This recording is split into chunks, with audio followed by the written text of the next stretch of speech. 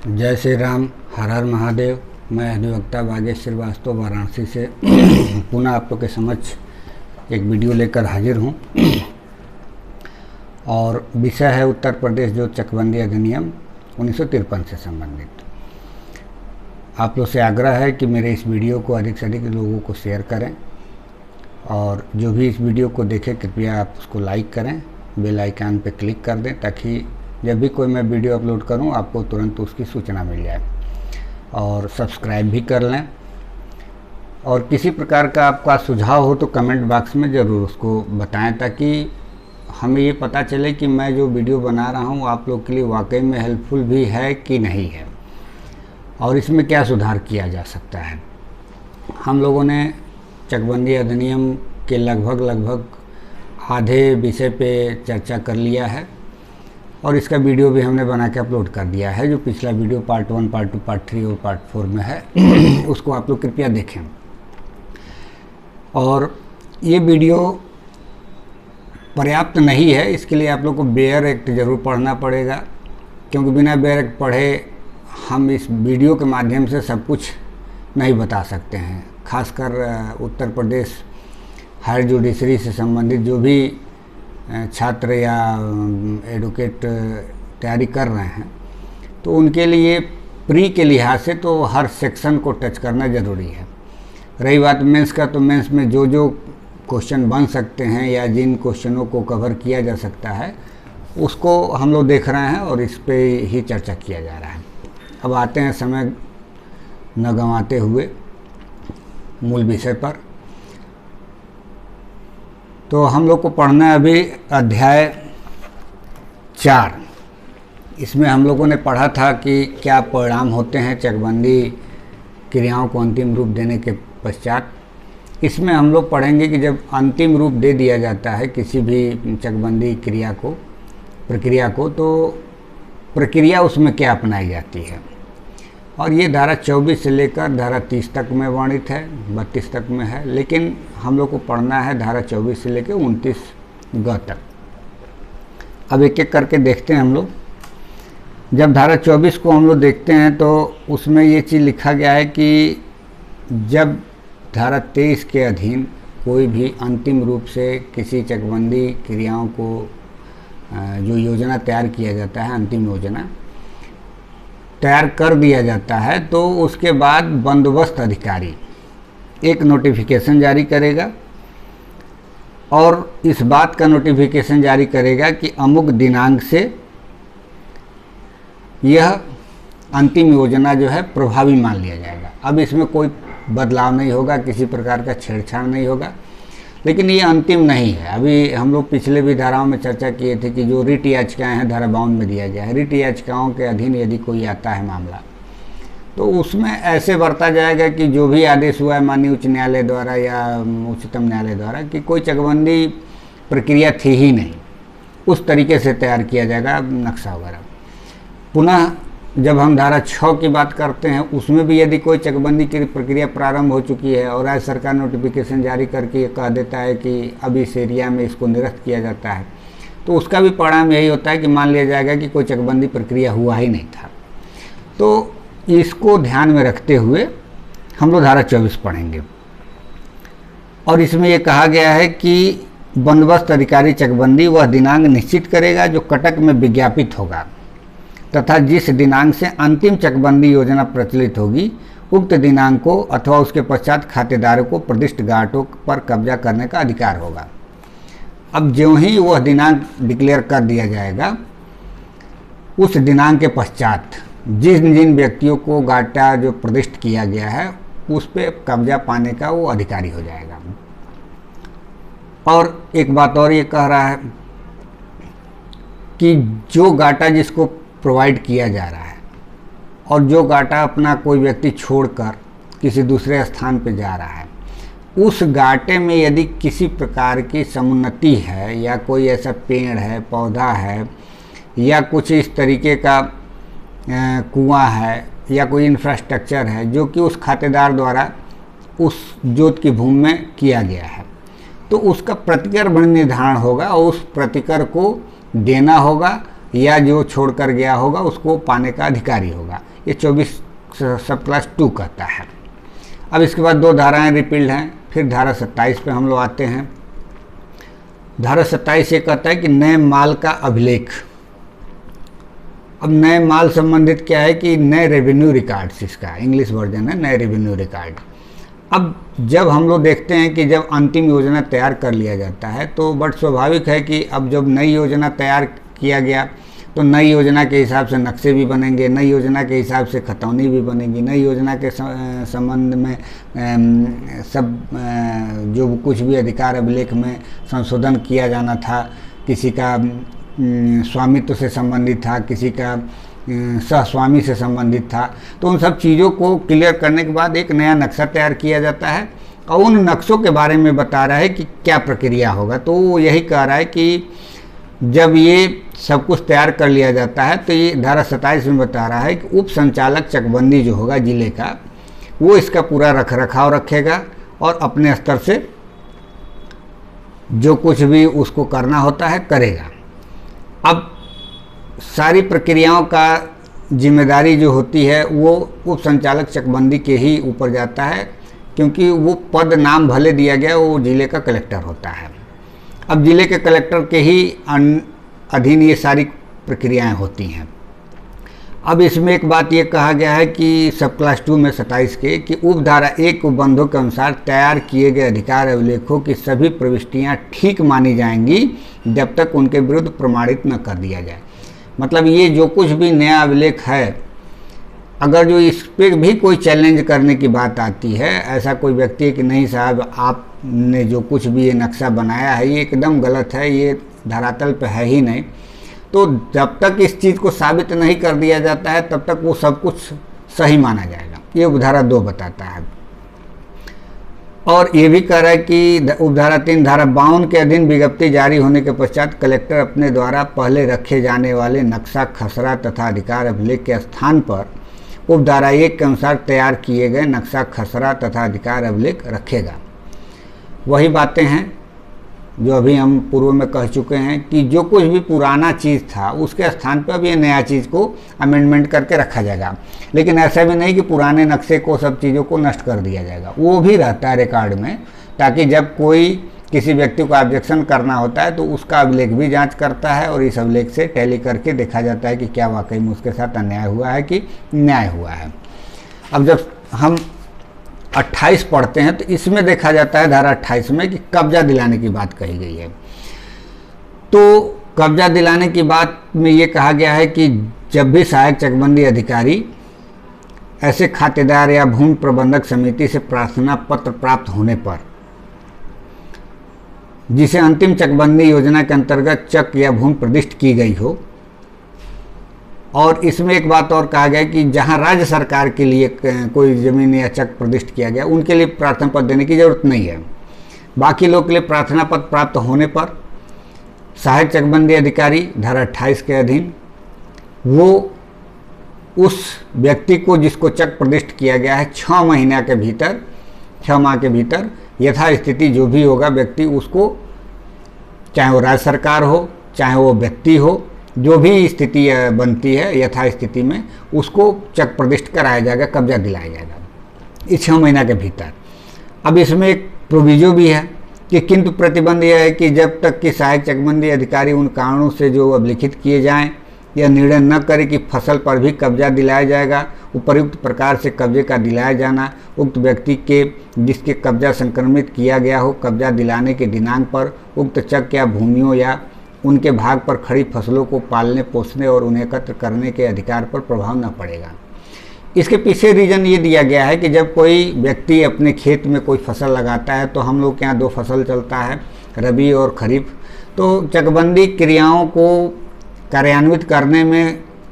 कोई ऐसा रिस्ट्रिक्शन नहीं है कि वो खेती नहीं कर सकता है। तो हर व्यक्ति अपने खेत में अपना जो कुछ भी उपज करना चाहता है करता रहता है। अब इधर चकबंदी योजना अंतिम रूप ले लिया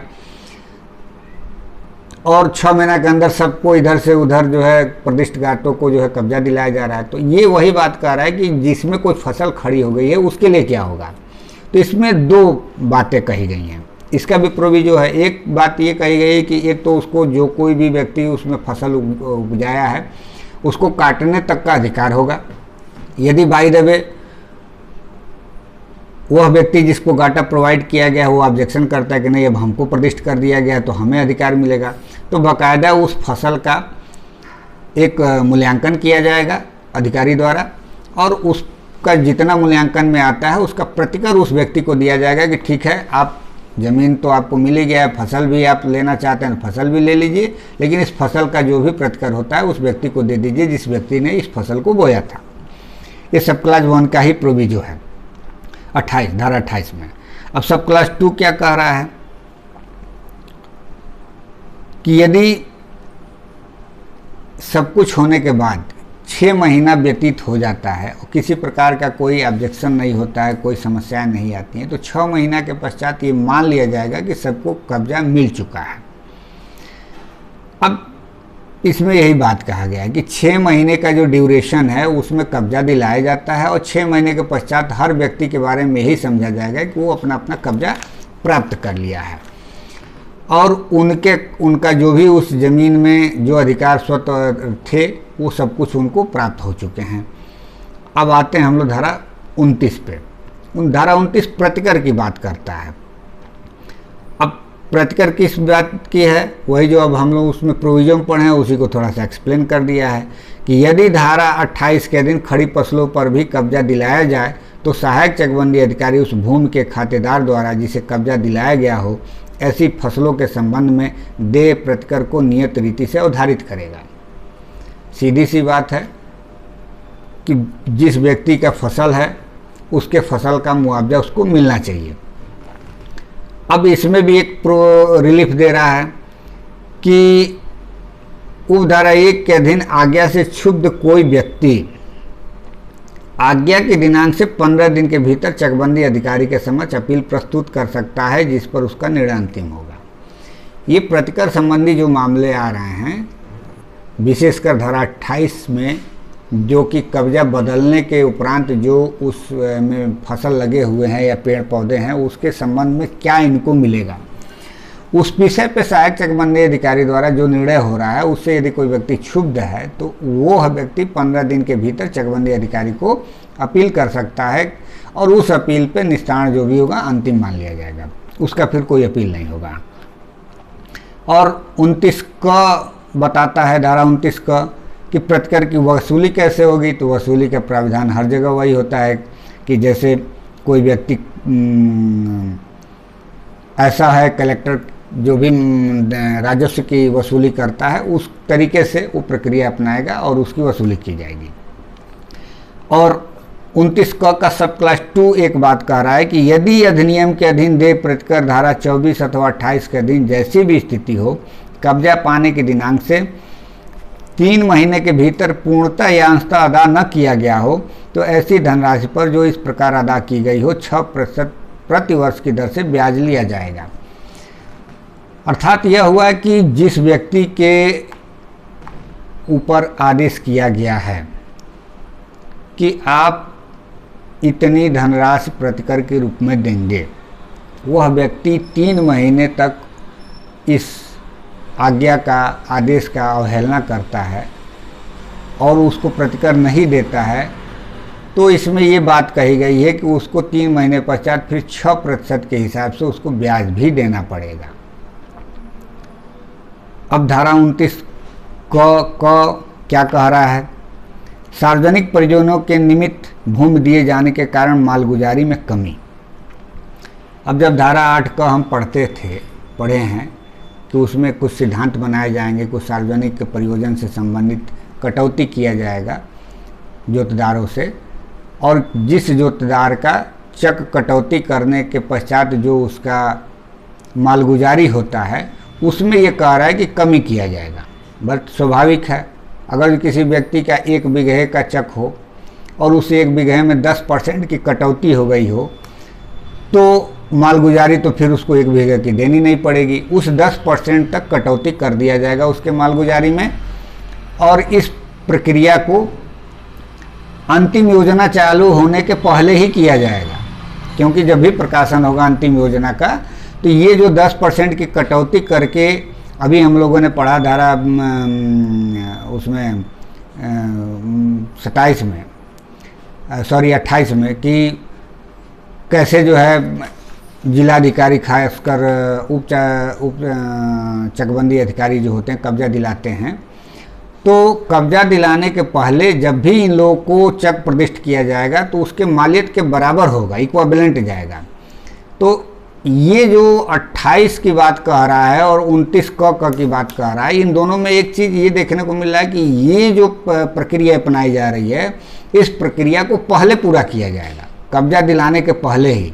और अंतिम योजना तैयार करने के पूर्व ही किया जाएगा। क्योंकि 1 बीघे के चक के जगह पे उसको 10% घटा के दूसरे जगह जो चक प्रोवाइड किया जा रहा है, प्रदिष्ट किया जा रहा है, उसमें इसके चक की कमी हो रही है। तो उस कमी के बराबर ही उसको चक उपलब्ध किया जाएगा, तो उसके मालगुजारी में भी कमी कर दिया जाएगा। यही धारा 29 क बता रहा है।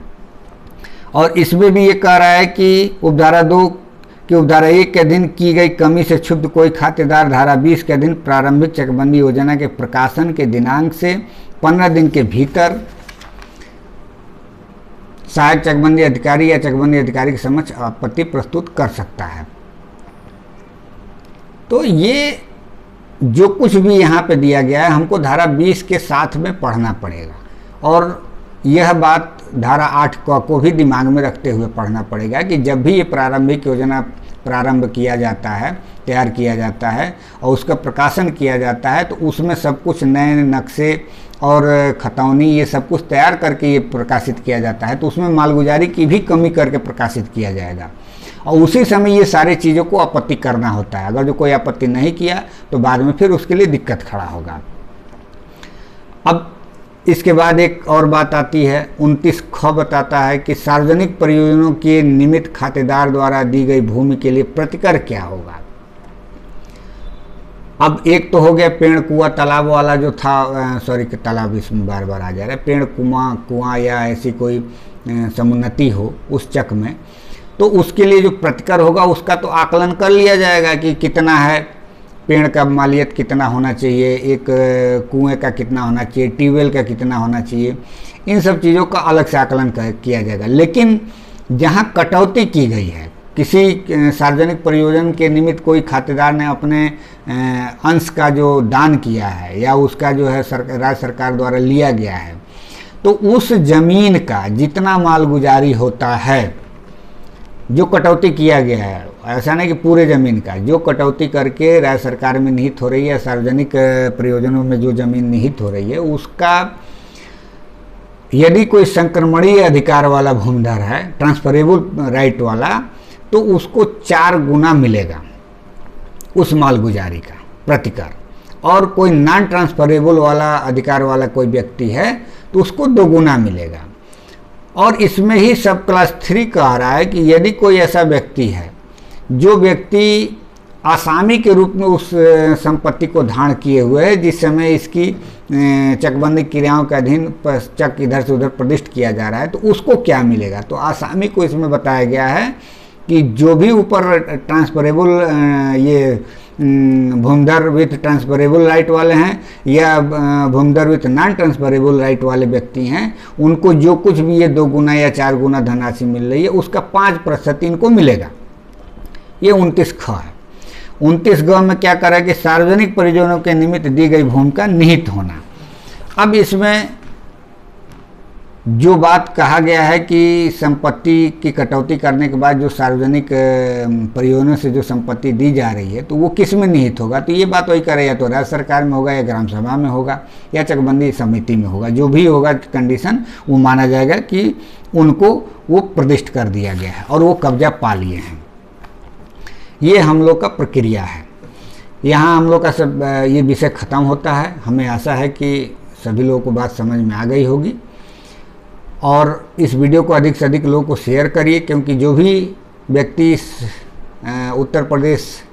न्यायिक सेवा की तैयारी करना चाह रहा है, उसके लिए बहुत ही हेल्पफुल वीडियो होगा। क्योंकि हमने देखा है यूट्यूब पे आईपीसी सीआरपीसी एविडेंस के बहुत वीडियो बने हैं, लेकिन लोकल लॉ से संबंधित किसी प्रकार का वीडियो अभी उस तरीके से नहीं बना है जो सारे इस विषय को कवर करे। मेरा प्रयास रहेगा कि मैं जितने भी उत्तर प्रदेश में लोकल लॉ से संबंधित विषय हैं उन सारे विषयों पर मैं अधिक से अधिक वीडियो बनाऊं ताकि सारे लोगों को इसका लाभ मिल सके। इसके साथ ही नए वीडियो के साथ मैं उपलब्ध रहूँगा। तब तक के लिए धन्यवाद। जय श्री राम।